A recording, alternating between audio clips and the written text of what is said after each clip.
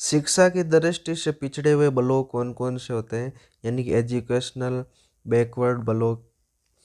तो ये कौन कौन से, क्या इसमें मापदंड है, इनके बारे में देखेंगे। परिचय। सबसे पहले तो वर्ष 2001 में मानव संसाधन विकास मंत्रालय द्वारा शिक्षा से संबंधित पिछड़े ब्लॉकों का निर्धारण करने हेतु दो मानक निर्धारित किए गए। कितने मानक? दो मानक निर्धारित किए गए, तथा जो ब्लॉक इन मानकों पर खरा उतरता है उसे शिक्षा की दृष्टि से पिछड़ा ब्लॉक का दर्जा दिया गया। पहला मानक तो है वे सभी क्षेत्र जहाँ ग्रामीण महिला साक्षरता दर राष्ट्रीय औसत साक्षरता दर से 46.13% से कम हो, तो उस ब्लॉक को शैक्षिक दृष्टि से पिछड़ा ब्लॉक माना जाएगा या उसका दर्जा दिया जाएगा। तो ध्यान रखना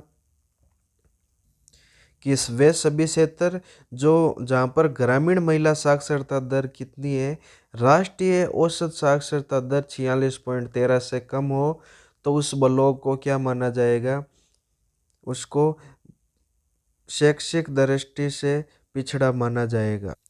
सेकंड, वे सभी क्षेत्र जहाँ साक्षरता जेंडर गैप राष्ट्रीय औसत साक्षरता दर 21.59 से अधिक हो, यानी कि जो जेंडर गैप है साक्षरता का,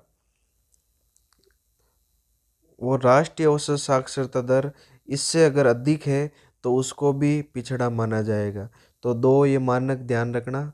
पहला मानक तो कि जहाँ पर ग्रामीण महिलाओं का साक्षरता दर 46.13% से कम हो तो उसको पिछड़ा माना जाएगा, और जो जेंडर गैप है साक्षरता का वो 21.59 से अधिक हो तो उसको क्या माना जाएगा? पिछड़ा ब्लॉक माना जाएगा शिक्षा की दृष्टि से। नोट यहाँ पर ध्यान रखना, 1 अप्रैल 2008 को मानव संसाधन विकास मंत्रालय के द्वारा कस्तूरबा गांधी बालिका आवासीय विद्यालय स्थापित करने हेतु शिक्षा से संबंधित पिछड़े ब्लॉकों का निर्धारण करने हेतु दो मानक निर्धारित किए गए। वे सभी ब्लॉक जहां ग्रामीण महिला साक्षरता दर 30% से कम हो। कितनी? 30% से कम हो। और वे सभी शहरी क्षेत्र जहां महिला साक्षरता दर 53.67% से कम हो। तो ये किन के लिए है? 1 अप्रैल 2008 से मानव संसाधन विकास मंत्रालय के द्वारा कस्तूरबा गांधी बालिका आवासीय विद्यालय स्थापित करने हेतु शिक्षा से संबंधित पिछड़े ब्लॉकों का निर्धारण करने के लिए दो मानक निर्धारित किए। वो इस प्रकार थे। एक तो वे सभी क्षेत्र या ब्लॉक जहाँ पर ग्रामीण महिला साक्षरता कितनी है? 30% से कम है, तो उस वहाँ पर कस्तूरबा गांधी बालिका आवासीय विद्यालय स्थापित किया जाएगा। या वे सभी शहरी क्षेत्र जहाँ महिला साक्षरता दर 53.67% से कम हो। तो ये ध्यान रखना, ये दो किन के लिए है? ये कस्तूरबा गांधी बालिका आवासीय विद्यालय स्थापित करने के लिए है। और जो ये शिक्षा की दृष्टि से पिछड़े हुए ब्लॉक निर्धारित करने के लिए ये मानक ये निर्धारित किए गए हैं। तो इनको अच्छे से ध्यान रखना।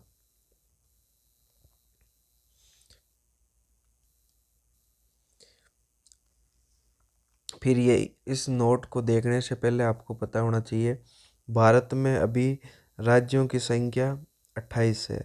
पहले 29 थी, उनमें से एक जम्मू कश्मीर राज्य को यूटी लेह और जम्मू कश्मीर यानी कि लद्दाख और जम्मू कश्मीर दो यूटी में विभाजित कर दिया गया है। अब वर्तमान में राज्यों की संख्या 28 है। केंद्र शासित प्रदेश 7 से पहले 9 हुए थे, जम्मू कश्मीर और लद्दाख 2, फिर एक वापस कम हुआ जो दमन दीप दादर नागर हवेली को मिलाकर 8 कर दिए गए हैं। तो ये आपको पता होना चाहिए।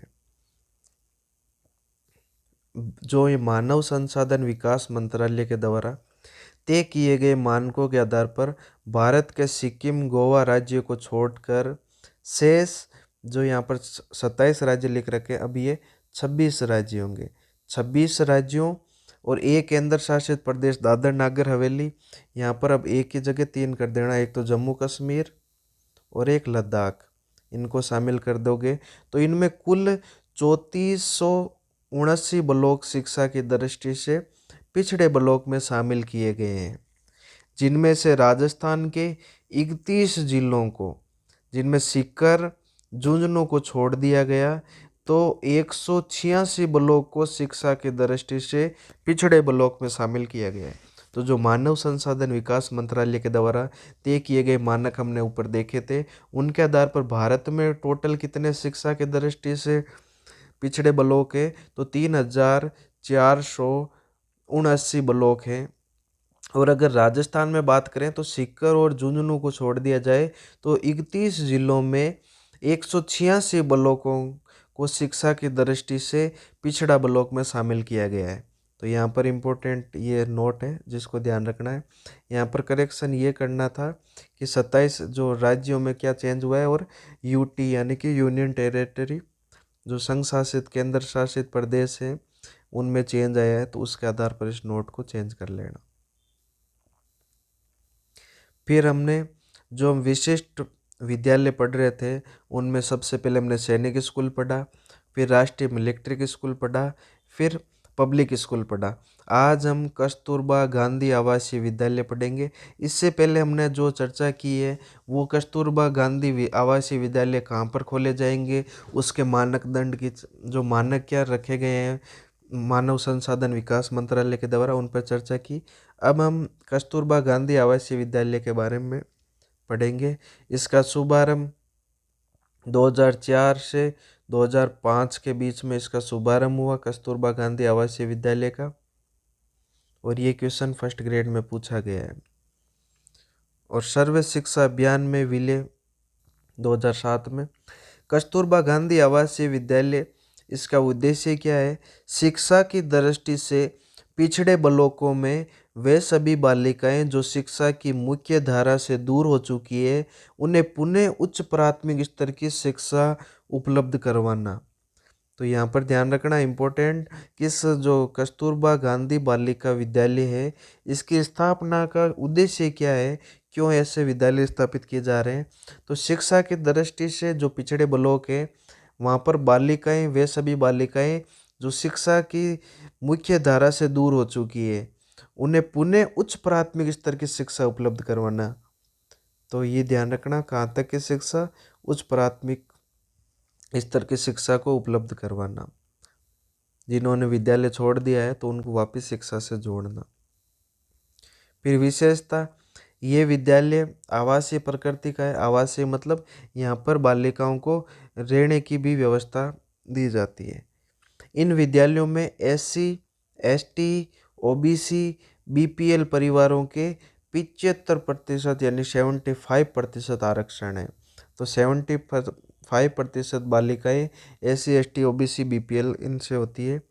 प्रारंभ में ये विद्यालय केवल उच्च प्राथमिक स्तर की शिक्षा उपलब्ध करवाने का कार्य करते थे, किंतु सर्व शिक्षा अभियान यानी कि SSA के द्वारा समग्र शिक्षा अभियान में विलय हो जाने के पश्चात इन विद्यालयों में कक्षा 1 से 12 तक शिक्षा उपलब्ध करवाई जा रही है। हम बाद में जब एक टॉपिक अलग से पढ़ेंगे समसा, रमसा और इन समग्र शिक्षा अभियानों के बारे में। तो अभी तो आप ये ध्यान रखना, प्रारंभ में इन विद्यालयों को उच्च प्राथमिक स्तर तक की शिक्षा उपलब्ध करवाई जाती थी, लेकिन जब SSA यानी सर्व शिक्षा अभियान का समग्र शिक्षा अभियान में विलय हो जाने के बाद से 1 से 12 तक की शिक्षा उपलब्ध करवाई जा रही है। तो ये इम्पोर्टेंट नोट है, डायरेक्ट आप पूछ सकता है वर्तमान में जो कस्तूरबा गांधी विद्यालय है, बालिका विद्यालय है, इनमें कहाँ तक की शिक्षा उपलब्ध करवाई जा रही है? तो 12वीं तक की। इन विद्यालयों में अध्ययनरत बालिकाओं को 750 रुपये प्रति माह अनुरक्षण भत्ता दिया जाता है। तो जो विद्यालय यहाँ इस विद्यालय में कस्तूरबा गांधी बालिका विद्यालय में जो बालिकाओं अध्ययन कर रही है उनको 750 रुपये प्रति माह अनुरक्षण भत्ता भी दिया जाता है। इन विद्यालयों को 3 स्तर पर तय किया गया है। इन विद्यालयों को 3 स्तर पर तय किया गया है। एक तो मॉडल फर्स्ट, यानी इस श्रेणी में तो 100 या 150 बालिकाओं को रखने तथा इन्हें शिक्षण सुविधा उपलब्ध करवाए जाने की व्यवस्था की जाती है। तो मॉडल फर्स्ट है, 3 स्तर में हम पहला मॉडल देख रहे हैं। पहले मॉडल में 100 से 150 बालिकाओं को रखने और उन्हें शिक्षण सुविधा उपलब्ध करवाए जाने की व्यवस्था की जाती है। फिर मॉडल 2, इस श्रेणी में 150 बालिकाओं को आवासीय सुविधा के साथ साथ शिक्षण सुविधा उपलब्ध करवाई जाती है तथा राजस्थान में इस प्रकार की श्रेणी का कोई भी विद्यालय स्थापित नहीं है या संचालित नहीं है। तो ये ध्यान रखना, राजस्थान में इस प्रकार का कोई किस मॉडल का विद्यालय नहीं है, मॉडल सेकेंड टाइप का।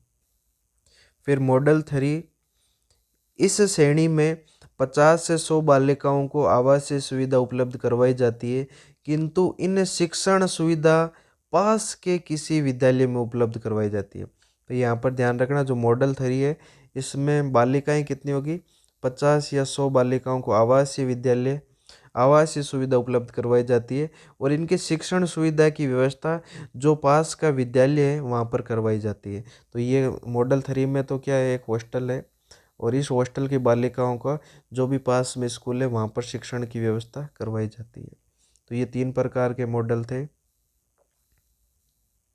विद्यालय में प्रवेश प्रक्रिया क्या रहेगी?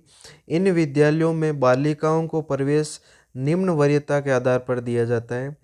सबसे पहले तो वह बालिकाएं जो कचरा बीनने या मेला ढोने आदि का कार्य करती है तो उनको प्राथमिकता दी जाएगी। वे बालिकाएं जो एससी से आती है उनको प्राथमिकता दी जाएगी। फिर अगर वे बालिकाएं जो एसटी से आती है उनको प्राथमिकता दी जाएगी। फिर ओबीसी को प्राथमिकता दी जाती है। फिर बीपीएल परिवारों की बालिकाओं को प्राथमिकता दी जाती है। फिर जनरल की बालिकाओं को शामिल किया जाता है। तो इस प्रकार ये वरीयता क्रम है। कस्तूरबा गांधी आवासीय विद्यालय का प्रबंधन एवं संचालन। इन विद्यालयों का प्रबंधन तथा नियंत्रण 3 समितियों के माध्यम से किया जाएगा। पहला, विद्यालय प्रबंधन समिति, स्कूल मैनेजमेंट कमेटी, जिसमें 16 सदस्य होते हैं, ये अलग से हमने पढ़ेंगे स्कूल मैनेजमेंट कमेटी। फिर दूसरा, विद्यालय विकास प्रबंधन समिति यानी कि स्कूल डेवलपमेंट मैनेजमेंट कमेटी, जिसमें 23 सदस्य होते हैं इनके द्वारा। और जो छात्रावास है, फिर तीसरा छात्रावास, इन विद्यालयों का प्रबंधन तथा नियंत्रण करने हेतु गठित समितियों की अध्यक्षता बालिकाओं के अभिभावकों में से किसी एक के द्वारा की जाएगी। तो हमने जो ये कस्तूरबा गांधी बालिका आवासीय विद्यालय देखा था, इनके प्रबंधन और नियंत्रण के लिए 3 समितियां होती है, एक तो एसएमसी, एक एचडीएमसी और एक छात्रावास के लिए। और इनका अध्यक्ष कौन होता है? जो भी बालिकाएं होती हैं उनके अभिभावकों में से कोई एक अध्यक्ष होता है। और 2018-19 से शारदा बालिका आवासीय छात्रावास को कस्तूरबा गांधी आवासीय विद्यालयों में शामिल कर लिया गया है। तो ये इम्पोर्टेंट बात है जो आपको ध्यान में रखनी है कि 2018-19 से शारदा बालिका आवासीय छात्रावासों को कस्तूरबा गांधी आवासीय विद्यालयों में शामिल कर लिया गया है।